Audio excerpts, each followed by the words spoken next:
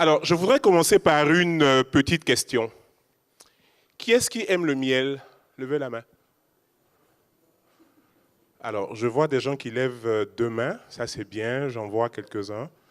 Ok. Qui est-ce qui n'aime pas le miel? Ah, il y en a quand même. Ok. Alors, je viens de prendre une photo de ceux qui n'aiment pas le miel. À la fin de la session, on se rappellera de vous. Mon nom est Eric Kakou et je suis cofondateur et directeur général de ESP, Entrepreneurial Solutions Partners. Et j'ai un mot en fait que j'ai entendu aujourd'hui qui me convient très bien pour décrire ce qu'on fait. Nous sommes des impresarios du secteur privé et d'entrepreneurs.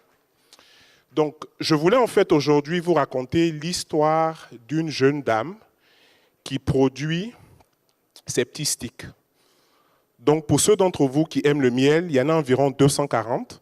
Et j'espère que chaque personne dans la salle aura le privilège de prendre un des sticks et de pouvoir le goûter. Il s'agit d'une dame qui s'appelle Mabré Cissé, qui est l'une des entrepreneurs avec lesquelles on travaille, qui a un peu plus de 30 ans, qui aujourd'hui crée une dizaine d'emplois directs et qui, par son activité, crée aussi des opportunités pour environ 162 femmes dans le nord de la Côte d'Ivoire. Donc, quand on parle du nord de la Côte d'Ivoire, on parle de cette région-là qui n'est pas très, très loin du Sahel. Et donc, à mon avis, c'est vraiment la région en Afrique où il est vraiment essentiel et urgent, et j'insiste sur le mot urgent, de créer des opportunités économiques. Pour moi, il y a quelque chose vraiment qui est essentiel dans ce que, en fait, Mabré fait. Et à mon avis, c'est vraiment l'audace et l'ambition dont elle fait preuve. Comment est-ce que j'ai remarqué Mabré? Mabré m'a en fait approché un jour parce qu'elle voulait aller au Salon de l'agriculture en France. Elle avait l'intention d'y aller pour présenter son produit. Malheureusement, elle n'a pas pu y aller pour faute de visa. J'espère que certains des acteurs dans cette salle qui sont peut-être dans l'agribusiness seront prêts en fait à la rencontrer. Et pour moi, en fait, il y a quelque chose vraiment d'unique dans ce qu'elle fait parce que tous les jours, en fait, elle essaie de voir comment est-ce qu'on prend un produit naturel, comment est-ce qu'on ajoute de la valeur, comment est-ce qu'on innove et comment est-ce qu'on en fait un produit qui peut devenir mondial. Sachez qu'en France, il y a environ 45 000 tonnes de miel qui sont consommées par année et il y en a environ 35 000 qui sont importées. Donc, clairement, elle avait vu juste dans son ambition de vouloir exporter vers la France. Pourquoi est-ce que je vous raconte cette longue histoire? Je vous la raconte parce que, à mon avis, on a parlé beaucoup d'entrepreneurs aujourd'hui. On a utilisé le mot entrepreneur un grand nombre de fois. Pour moi, la majorité des acteurs économiques dans nos écosystèmes, dans le secteur privé, ne sont pas forcément des entrepreneurs. Il y a beaucoup d'hommes et de femmes d'affaires donc, qui regardent les opportunités qui se présentent, qui veulent faire rapidement de l'argent. Okay? Il y a beaucoup de personnes, en fait, qui se lancent sans vraiment avoir de vision. Pour moi, ce qui fait de quelqu'un d'entrepreneur, c'est cette capacité-là réellement d'avoir une vision qui permette à la personne de s'épanouir, mais qui permette aussi vraiment de transformer la société dans laquelle cette personne la vit. Aujourd'hui, en fait, c'est un moment assez spécial pour ceux qui sont férus et qui aiment l'entrepreneuriat en Afrique parce qu'il y a beaucoup d'annonces qui se font.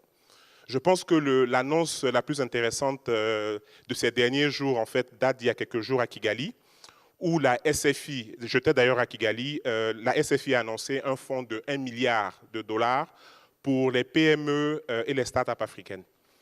Alors, pour avoir maintenant eu le privilège d'être impresario depuis au moins une dizaine d'années, pour avoir le privilège d'accompagner environ 500 entrepreneurs dans une dizaine de pays en Afrique, et pour avoir eu l'opportunité de les financer, je me rends compte que partout où il y a ces annonces-là, il n'y a pas forcément de résultats. Et je pense que si vraiment on veut avoir des résultats, ça va être essentiel pour nous de changer d'approche. Donc, ça me fait penser un peu à une histoire que vous avez certainement en fait entendue, d'une soirée bien arrosée entre amis, qui finit par un des compères en fait, qui perd ses clés.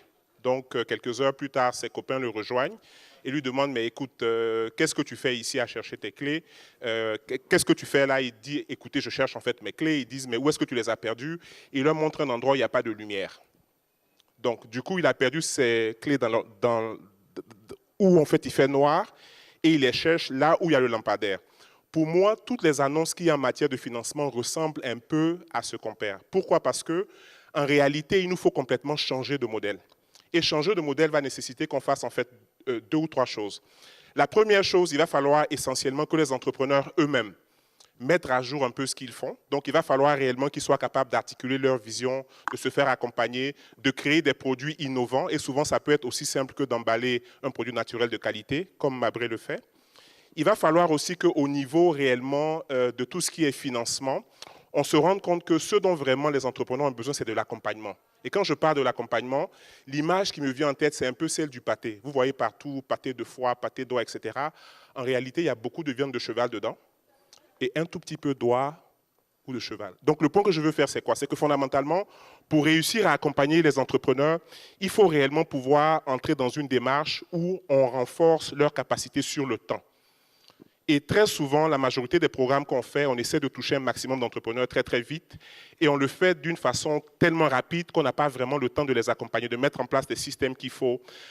Et donc pour moi, fondamentalement, j'aimerais vraiment nous inviter tous à repenser la façon dont on essaie d'accompagner les entrepreneurs, que ce soit ceux qui sont en Europe ou alors ceux qui travaillent en fait en Afrique. J'aimerais peut-être finir en fait avec une petite histoire en fait.